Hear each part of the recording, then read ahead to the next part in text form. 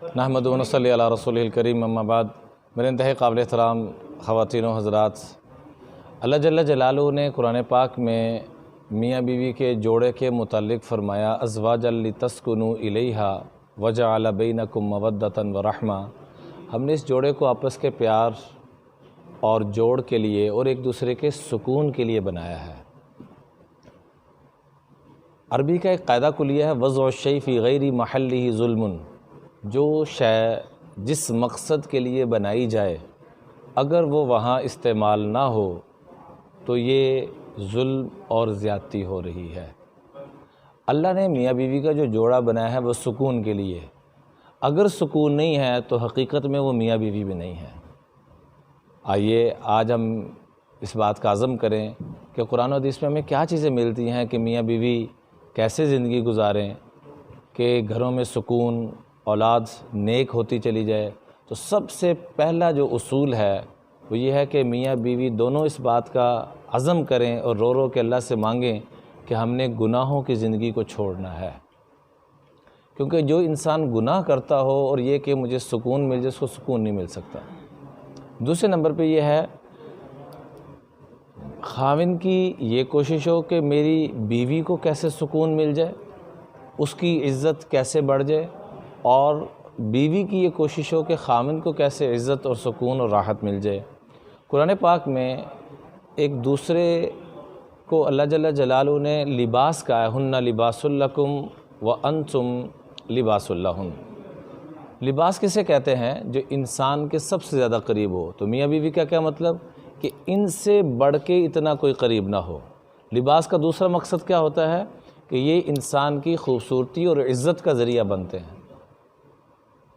بیوی کبھی خاوند کی ذلت کا ذریعہ نہ بنے، رسوائی کا ذریعہ نہ بنے، اور خاوند جو ہے وہ اپنی بیوی کی ذلت اور رسوائی کا ذریعہ نہ بنے۔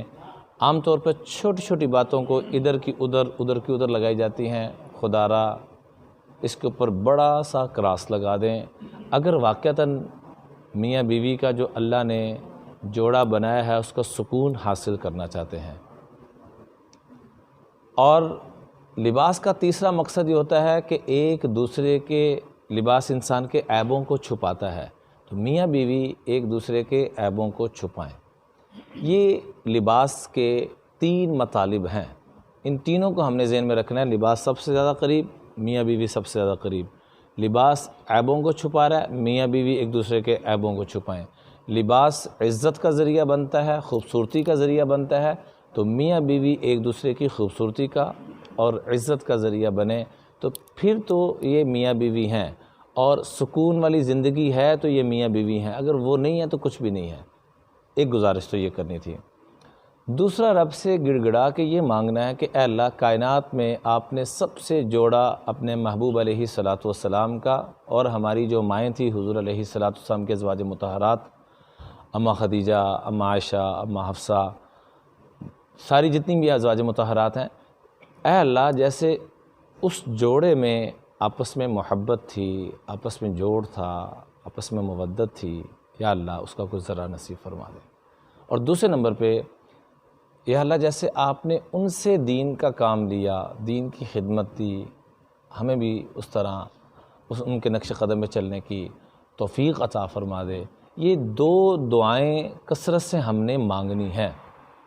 اور آپس میں جوڑ کے لیے یا ودودو، اس کو بھی ہم نے روزانہ کی بنیاد پہ اکثر ہمارے بہت بڑے عامل ہیں، انٹرنیشنل لیول پر ان کا نام ہے قبلہ آغا منہاج صاحب، وہ اکثر اپنے پروگراموں میں بڑی بڑی اچھی چیزیں بتاتے رہتے ہیں، ہم ان سے سیکھتے رہتے ہیں، اللہ نے ان کو بڑا نوازا ہوا ہے ماشاءاللہ۔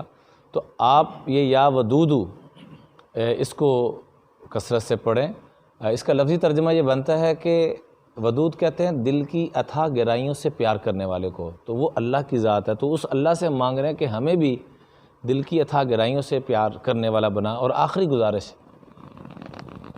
فرمایا سب سے مخلص دوست وہ ہے، سب سے مخلص دوست کہ جب غلطی ہو جائے تو اکیلے میں سمجھائے، اور سب سے بڑا دشمن وہ ہے کہ غلطی ہو جائے تو سب کے سامنے رسوا کر دے۔